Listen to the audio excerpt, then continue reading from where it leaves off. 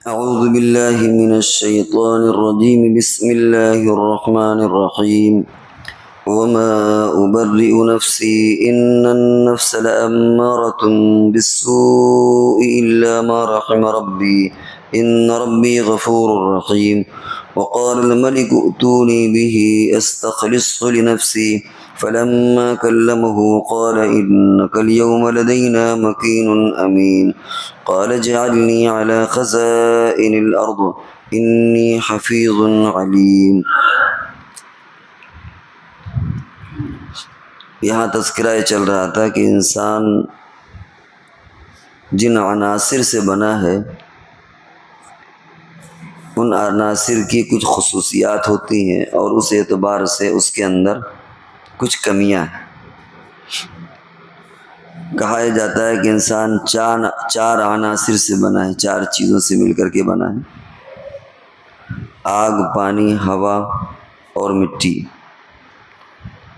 تو ان چیزوں کی جو خصوصیات ہوتی ہیں وہ بھی انسان کے اندر ہوں گی، جو خامیاں خرابیاں وہ بھی انسان کے اندر ہوں گی، اور ان کا علاج بھی بتایا گیا ہوگا۔ چنانچہ سب سے پہلی چیز ہم لیتے ہیں آگ کو۔ آگ سے پیدا ہونے کا یہ مطلب نہیں کہ انسان کے اندر کوئی آگ ہے یا ایک حرارت، گرمی، تو اس کے انسان کے مزاج میں گرمی بھی ہے۔ یہ گویا جو آگ اس کے مادے میں شامل ہے، اس کے عنصر میں شامل ہے، اس اعتبار سے یہ غصہ، گرمی، حرارت یہ سب اسی کی علامتیں ہیں۔ آگ کے اندر تکبر کا مزاج ہے، چنانچہ وہ اوپر جاتی ہے، اور یہی غلط فہمی ابلیس کو ہوئی تھی۔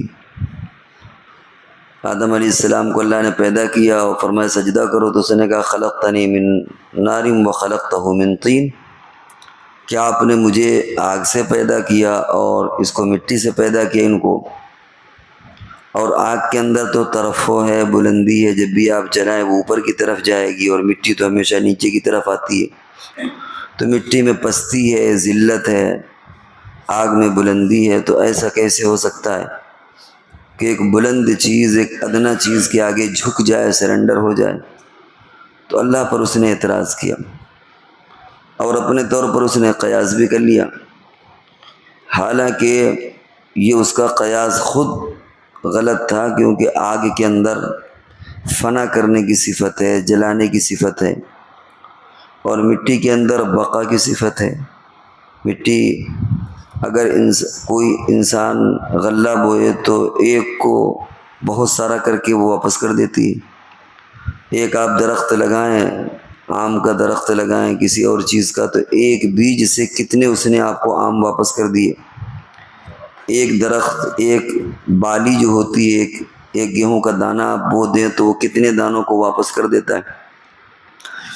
تو مٹی کے اندر تو بہت سی خوبیاں بھی ہیں۔ انبیاء کو بھی اللہ نے مٹی سے پیدا کیا، وہ انہی وجوہات سے کہ وہ بہت ساری چیزوں کے لیے کارآمد ہوتے ہیں، وہ لوگوں کے لیے کارآمد۔ بہرحال بات یہ کہ آگ کے اندر تکبر کا مزاج ہے، اور ہر انسان کے اندر کچھ نہ کچھ صفت بڑائی کی ہوتی ہے۔ ضرورت اس کی ہے کہ اس کو دبایا جائے، اور اس کو مغلوب کرنا ہے تواضع کے ذریعے سے۔ بالکل بھی اگر انسان کے اندر یہ جذبہ ختم ہو جائے، کبھی اس کے اندر ایسی چیز ہی نہ پیدا ہو، تو یہ بھی گویا اس کی بیماری ہے۔ جیسے کسی کے اندر کبھی غصہ ہی نہ آئے۔ غصہ آنا یہ غلط نہیں ہے، لیکن غصے پر کنٹرول رکھنا چاہیے، کہاں کتنا غصہ کرنا ہے اس کی ضرورت ہے۔ تو آگ کے اندر تکبر کی علامت ہے، اور کبھی تکبر اچھا بھی ہوتا ہے۔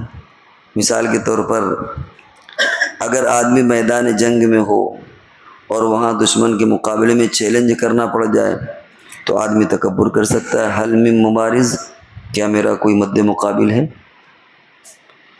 آپ نے سنا ہے کہ جو حج کرنے بندے جاتے ہیں، لوگ مسلمان جاتے ہیں، تو وہ رمل کرتے ہیں، اکڑ کے چلتے ہیں۔ یہ حضور علیہ السلام نے اس زمانے میں اسی ایک تکبر اور بڑائی کی ایک علامت تھی کہ انہوں نے سوچا تھا کہ مسلمان کمزور ہو گئے، مدینے کی آب و ہوا نے کمزور کر دیا۔ حضور نے فرمایا ذرا اکڑ کے چلو، تاکہ ان کو محسوس ہو جائے کہ یہ ان کے اندر قوت ہے، طاقت ہے۔ تو اگر انسان کے اندر بہت تواضع ہے تو دشمن سے مقابلہ کیسے کرے گا؟ میدان جنگ میں دشمن سے مقابلے کے لیے تو کچھ نہ کچھ اپنے اندر بڑائی اور تکبر ہونا چاہیے، وہ مطلوب ہے، اس میں کوئی حرج نہیں ہے۔ آتا ہے حل میں ممارس، کیا میرا کوئی مد مقابلے ہو تو ذرا آئے، اس کی ضرورت پڑتی ہے، لیکن یہ مغلوب ہونا چاہیے، غالب تواضع ہونا چاہیے۔ تو اس کے علاج کے لیے اللہ تبارک و تعالیٰ نے عبادت، نماز کو رکھا۔ نماز کے ذریعے سے تواضع ہوتی ہے۔ اب پوری نماز اگر آپ دیکھیں تو وہ تواضع کا مرکز ہے۔ آدمی نیت باندھ کے کھڑا ہوتا ہے، جھکتا ہے، رکوع کرتا ہے، سجدہ کرتا ہے۔ جتنی تواضع نماز کے اندر ہے کسی اور عبادت کے اندر اتنی تواضع نہیں ہے۔ تو اس کا علاج تواضع کے ذریعے سے کیا گیا۔ یعنی اگر بندہ نمازی ہوگا تو اس کے اندر کبر نہیں ہوگا، یوں سمجھ لیجیے۔ تو کبر کا علاج نماز ہے۔ جتنا بندہ نمازی ہوگا، اللہ کے آگے جھکے گا، اس کے اندر گھمنڈ، تکبر، یہ چیزیں اس کے اندر نہیں ہوں گی۔ اسی طرح انسان کے جو مادے میں جو چیزیں، اس میں ایک صفت ہے پانی۔ پانی کے اندر حرص کا مادہ ہے، لالچ کا مادہ ہے۔ اسی لیے پانی آپ ڈال دیں تو بہتا چلا جائے گا، دوسری چیزوں کو نگلتا چلا جاتا ہے۔ آپ دیکھیں جب سیلاب آتا ہے تو اس کے اندر اتنی حرص ہوتی ہے کہ جہاں جہاں پانی گیا وہاں کے مکانات کو ڈبو دیتا ہے، کھیتیوں کو برباد کر دیتا ہے، وہ اپنے میں سماتا چلا جاتا ہے جو اس کو دے دیا۔ اور لالچ بھی انسان کے اندر کچھ ایسی ہوتی ہے کہ لالچی انسان دوسری چیزوں کو اپنے پاس لینے کی کوشش کرتا ہے۔ پانی بھی جہاں جاتا ہے وہ دوسری چیزوں کو اپنے میں ڈبونے کی کوشش کرتا ہے۔ تو یہ بندے کے اندر یہ صفت ہے۔ اور بہرحال لالچ بھی کسی نہ کسی درجے میں بندے میں لالچ بھی ہوتی ہے۔ یہ اس کے مادے کے اعتبار سے اس کے مزاج کی ایک بیماری ہے۔ اس کا علاج روزے کے ذریعے سے رکھا گیا کہ جب بندہ روزہ رکھتا ہے تو حرص اور لالچ ختم ہوتی ہے، کیونکہ بندہ روزے میں حلال کھانے سے رکتا ہے، حلال چیزوں سے رکتا ہے، تو حرام کیسے رکھے گا وہ؟ جو بندہ حلال کھانا موجود ہے وہ نہیں کھا رہا، اپنا کھانا موجود ہے وہ نہیں کھا رہا، تو دوسروں کا مال کیسے کھائے گا وہ؟ تو اس روزے کے ذریعے سے اللہ تبارک و تعالیٰ نے بندے کے اندر یہ صفت رکھی ہے کہ وہ اس حرص کو دبائے۔ بات اصل میں یہ نہیں کہ ان چیزوں کا ہونا خراب ہے، انسان کے فطرت اور مزاج کے اعتبار سے بہت سی کمیاں ہیں، ان میں کوئی حرج نہیں، وہ تو اس کے مزاج کے اندر شامل ہے۔ اصل چیز یہ ہے کہ ان کمیوں کو دبایا جائے، غالب خوبیاں ہوں۔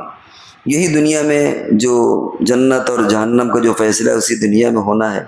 پلسرات میں جو بندہ چلے گا وہ یہی دنیا میں پتہ چل جاتا ہے۔ ہر چیز، خرابیاں، اچھائیاں سب موجود ہیں۔ انسان کو اپنی زندگی میں اچھائیوں کو غالب کرنا ہے، خرابیوں کو اسے دبانا ہے۔ نفس کے اندر بھی چیزیں ہیں، نفس کے اندر سفلی صفات بھی ہیں، علوی صفات بھی ہیں۔ سفلی سے مراد یہ کہ اس کے اندر گھٹیا سے گھٹیا سوچ بھی موجود ہے۔ ہر خرابی، ہر کمی جی اور نفس کے اندر ہوتی ہے، لیکن نفس کے اندر علیہ صفات، اعلیٰ صفات بھی ہیں۔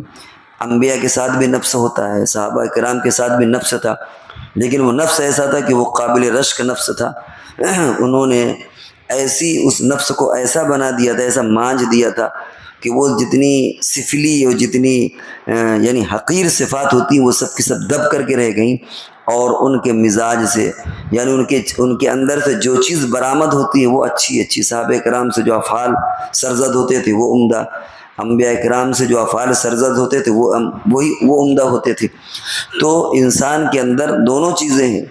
دنیا میں جو انسان آیا وہ اس لیے کہ خامیوں کو اور برائیوں کو وہ دبائے اور اچھائیوں کو وہ ابھارے، اور اسی پر جنت اور جہنم کا فیصلہ ہوگا۔ تو دو چیزیں گزر چکی ہیں، ایک آگ اور ایک پانی، دو چیزیں اور باقی ہیں، ہوا اور مٹی، وہ انشاءاللہ پھر